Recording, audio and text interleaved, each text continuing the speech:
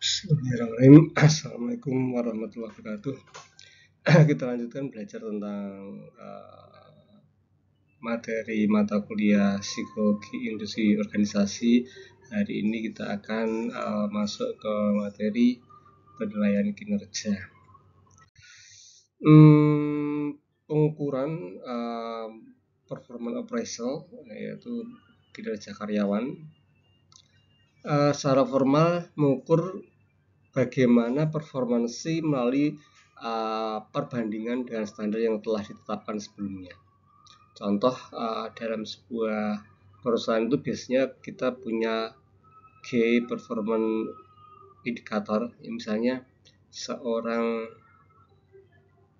penjahit itu ia bisa menyelesaikan jahitan selama 1 jam itu berapa itu, misalnya dihitung kuantitasnya, sehingga ini perlu kita ukur ya, untuk kita tahu karyawan itu produktif atau tidak ya. Selain kemampuan hard skillnya, kemampuan soft skillnya bisa kita juga ukur. Proses penilaian dari ciri-ciri kepribadian, perilaku kerja, dan hasil kerja yang dianggap menunjang pengambilan kerja, yang digunakan sebagai bahan pertimbangan untuk pengambilan keputusan tentang tindakan-tindakan yang ada di perusahaan. Tindakan seperti apa sih? Misalnya kenaikan jabatan, kenaikan bonus, misalnya juga untuk mutasi karyawan, ya itu juga bisa performance appraisal membantu untuk kita dalam menentukan kegiatan-kegiatan tadi.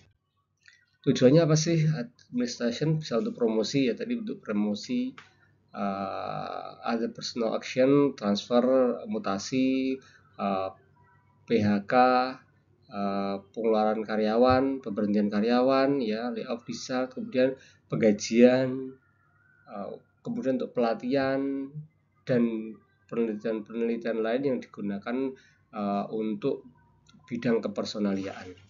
Selain itu untuk improvement diri sendiri. Oh, saya ternyata di bidang ini kurang, sehingga saya bisa meningkatkan karena hasil performance appraisal tadi saya kurang di bidang ini gitu misalnya. Kemudian manfaatnya tentunya ada manfaat dari berbagai sudut pandang. Satu untuk kita sendiri sebagai individu, misalnya untuk supervisor kita dan untuk organisasi. Untuk kita apa?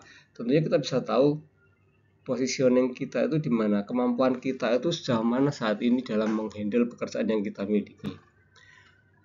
Bagi supervisor ini sangat penting untuk bagaimana kita memposisikan karyawan itu sesuai dengan kemampuannya.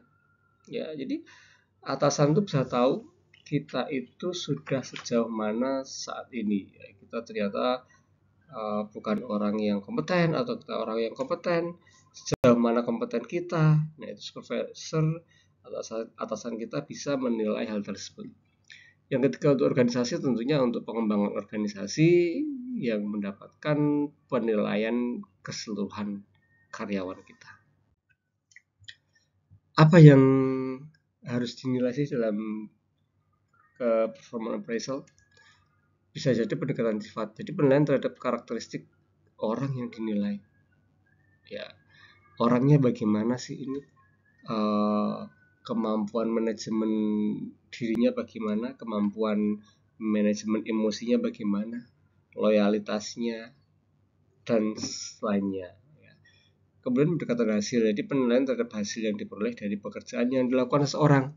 Ya, semakin tadi ya, contohnya misalnya di perusahaan konveksi penjahit selama 1 jam itu dia bisa menyelesaikan berapa jahitan misalnya gitu ya. Nah, di sini contohkan volume penjualan, misalnya jumlah pelanggan dijalani dalam satu waktu atau jumlah produk yang dihasilkan. Jadi misalnya di sini di kafe-kafe gitu ya, misalnya antri gitu, dalam satu waktu tertentu dia bisa menyelesaikan berapa pesanan ya. Yang ketiga, pendekatan perilaku, penilaian terhadap perilaku yang berhubungan dengan pencapaian hasil. Jadi misalnya pelaksanaan tugas dalam waktu yang ditentukan, maka kemampuan tersebut bisa merencanakan ke depan kerjasamanya bagaimana dengan rekan setimnya. Nah, itu juga bisa dinilai dari performance appraisal ini. Kriteria performance standar yang digunakan untuk menentukan seberapa baik atau seberapa buruk kinerja seseorang. Saya sebagai HR itu sebetulnya produktif atau enggak sih? Baik atau enggak sih? Saya sebagai manajer sebetulnya saya tuh di posisi mana? Nah, ini bisa dinilai secara real dari penilaian kinerja karyawan ini. Cara menetapkannya bisa satu mengetahui aspek-aspek pada pekerjaan tersebut. Misalnya seorang TU itu aspek kerjanya apa saja. Satu, menyelesaikan surat menyurat. Dua, rekap kehadiran dosen. Tiga, membantu kegiatan-kegiatan fakultas. Misalnya 3 kriteria itu dinilai bagaimana sejauh mana dia berhasil untuk menyelesaikan pekerjaan tersebut. Kemudian mengenai bidang prestasi kunci dimulai dari Anajab yang sudah kita coba singgung Anajab. Jadi prestasi kunci atau inti pekerjaannya apa itu juga bisa ditetapkan dalam performance kerja ini. Kemudian the measurement of job performance. Yang pertama objektif performance kriteria yaitu aspek kuantitatif dari job performance ya. Sejauh mana dia bisa menyelesaikan pekerjaannya kalau kita kuantifikasikan ya. Kalau objektif performance tadi ya berapa surat yang bisa diselesaikan oleh TU, seberapa jahitan yang diselesaikan oleh penjahit, seberapa jumlah karyawan yang bisa direkrut oleh seorang HR ya dengan target sekian, itu kuantitas. Kemudian subjektif performance kriteria yaitu judgement terhadap tingkat pengetahuan seseorang ya. Jadi kita bisa menilai ngejudge ya. Memang pekerjaannya misalnya atasan harus bisa menilai bawahnya. Ya, jadi ternyata dari pengalaman kerja selama ini subjektif performance kriteria anak buah saya itu sekian. Kemudian kriteria relevansi berkaitan dengan keberhasilan pekerjaan ya. Syarat-syarat kriterianya bagaimana relevan, acceptability, reliability ya, sensitivity dan practicability ya. Siapa sih yang menilai dari job performance kita tuh siapa sih? Bisa supervisor atasan kita yang menilai, bisa kita sendiri yang menilai, self appraisal, peer appraisal berarti supervisor dan peers grupnya, subordinate appraisal benar terhadap terkait dengan kepuasan kerja bawahannya. Jadi malah yang menilai di sini ya kerja dari untuk menilai kepuasan kerja dari bawahannya, customer dari pelanggan kita 360 derajat feedback dari supervisornya juga, subordinate juga, peersnya juga, customer juga, bawahan juga, supplier juga, itu semua dari menilai ya. Kemudian metode dari rating performance, jadi kita membuat rating performance ya. Yang pertama ada comparative method yaitu ranking, yaitu kita bagaimana meranking karyawan itu bisa di ranking ya, dari siapa yang terburuk, siapa yang terbaik. Nah, itu kita ranking. Ya, itu comparative method yang pertama di ranking. Bisa hasilnya productivity-nya, skala kerjanya, itu bisa di ranking. Kemudian peer comparison, yaitu membandingkan satu pekerja dengan pekerja lain dalam satu kelompok kerja. Jadi kita itu membandingkan satu orang dengan yang lainnya ya. Dalam satu kelompok kerja kan kita ketahui bersama dalam satu kelompok kerja itu mereka bisa apa saja ya, karena satu kelompok jadi mereka pekerjaannya saling berhubungan, jadi mereka bagaimana itu bisa kita nilai. Kemudian force attribution, yaitu menilai karyawan menurut kategori dari yang buruk ke baik dengan acuan tertentu. Ada acuannya yang ini. Kemudian individual method, yang pertama graphic rating scale, yaitu skala yang menilai hasil kerja pada dimensi jabatan yang penting. Jadi kita memiliki skalanya. Nah, kita akan mencoba mengisi itu untuk menilai performance.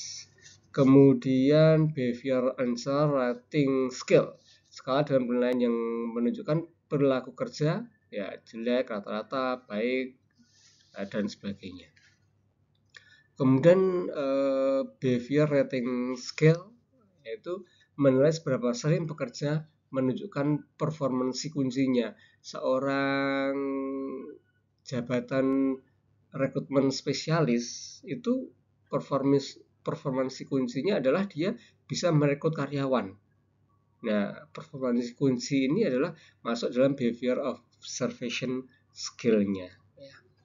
Kemudian checklist berisi jumlah pernyataan tentang performansi kerja. Jadi bagaimana menilai performansi dengan checklist.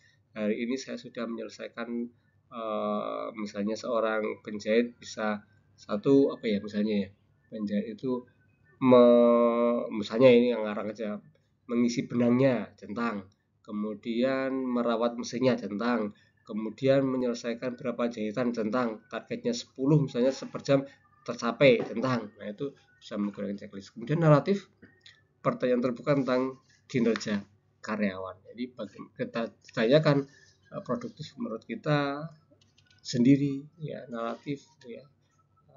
Jadi kita ada pertanyaan terbuka, ya, kuali itu, kemudian kita menjawabnya sesuai dengan apa yang kita miliki. Kemudian problem and pitfall in performance appraisal. Jadi ada beberapa yang perlu kita persiapkan, ya, diatasi. Yang pertama leniency atau severity error, ya, leniency, severity, central tendency error, yaitu leniency itu apa sih? Kecenderungan memberi nilai yang baik. Jadi kita tuh nggak enakan mungkin, ya,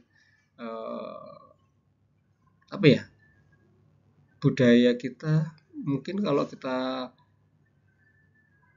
nggak enakan, nanti kasihan kalau nggak kita nilai baik, itu nggak enak sama nanti gajinya nggak banyak, atau dipotong gajinya. Nah, itu leniency error. Jadi kecenderungan kita berikan nilai yang baik-baik. Kemudian yang sebaliknya adalah severity, yaitu kita malah kecenderungan untuk menilai yang jelek-jelek, ya, mungkin karena ada sesuatu, ya, udah jelek semuanya, walaupun baik terlihat jelek, ya. Kemudian central tendency error, kecenderungan memberikan nilai rata-rata, ya, karena kita nggak bisa memutuskan, ya, ya kita kasih rata-rata. Makanya dalam ilmu psikometri kalau kita membuat skala Likert, ya, itu kan biasanya yang nilai tengah itu dihilangkan untuk subjek-subjek Indonesia, ya, setuju, sangat setuju, tidak setuju, sangat tidak setuju. Jadi biasanya 4. Ya, dulu ada 5, sangat setuju, netral, tidak setuju, sangat tidak setuju. Nah, biasanya kebanyakan di tengah-tengah ini. Jadi bisa jadi central tendency error itu karena kita nggak bisa menilai orang lain, jadi kita ya udah kita kasih tengah-tengah aja. Halo effect, yaitu penilaian keseluruhan berdasarkan karakteristik atau tindakan tertentu. Jadi halo effect kayak bagaimana kita tuh menilai seorang, ya, karena halo efeknya. Bisa jadi juga impresinya, ya, terhadap orang lain, ya, itu efek. Kemudian resensi efek, yaitu kecenderungan memberi bobot penilaian yang lebih tinggi pada kinerja terakhir. Jadi kinerja awal tuh ya dinilai biasa aja. Nah, tapi kalau pada saat memberikan penilaian pada pekerjaan terakhir, dia memberikan nilai yang baik. Nah, ini masalah-masalah yang sering dialami. Causal attribution, yaitu proses penilaian mulai dari penyebab kejadian atau perilaku, yaitu penilaian lebih didasarkan pada usaha dibandingkan hasilnya. Jadi kadang kita tuh yang penting usahanya, itu bisa jadi dinilai walaupun hasilnya nggak maksimal, tapi yang dinilai hanya usahanya, padahal kan kalau kita ngomongin productivity, padahal itu yang kita bicarakan hasilnya produktif atau enggak. Bias personal yaitu bias berlain karena karakteristik tertentu, sama-sama orang Jawa maka dinilai tinggi, sama-sama orang Kalimantan, temennya Kalimantan dikasih nilai tinggi. Ya kemudian bias-bias jenis kelamin misalnya, kemudian umur dan lain-lainnya. Nah, itu bias yang menjadi masalah dan perlu kita antisipasi. Cross culture and international issue, ya, berbasis pada kelompok kolektif dibandingkan performansi individualnya. Jadi karena terpengaruh budaya cross culture, jadi kita bisa memberikan penilaian yang lebih pada budaya yang kita miliki yang sama, ya mirip dengan personal bias tadi. Tapi yang ini khusus ke lari ke budaya. Nah, penyusunan sistem performance appraisal yaitu ANAJAP sudah kita singgung kemarin. Kemudian penetapan dimensi performansi dan kriterianya seorang HR itu, kriteria dimensi performansi sukses itu apa saja, bisa merekrut karyawan jumlah sekian, seorang tukang jahit itu bisa menyelesaikan dalam 1 jam berapa jahitan, seorang TU itu bisa menyelesaikan surat menyurat dalam 1 jam itu berapa surat, dan teman-temannya. Kemudian penskalaan kriteria penilaian, jadi bagaimana kita akan menyusun skalanya menggunakan kriteria apa, level atau pengurutan atau yang lainnya. Pengembangan form penilaian dikembangkan, dari skalanya sudah ada, dimensi ada, kita kembangkan. Kemudian prosedur penilaiannya bagaimana, nilai 1 itu skornya misalnya setuju itu skornya berapa, tidak setuju skornya berapa, atau diurutkan bagaimana caranya, ya. Kemudian proses sosialisasi sistem PA kepada karyawan, kemudian program pelatihan manual untuk rater yang menilai, ya, dan yang men-skor, kemudian kita evaluasi banyak. Oke, mungkin itu dulu yang saya sampaikan. Terima kasih atas perhatiannya. Assalamualaikum warahmatullahi wabarakatuh.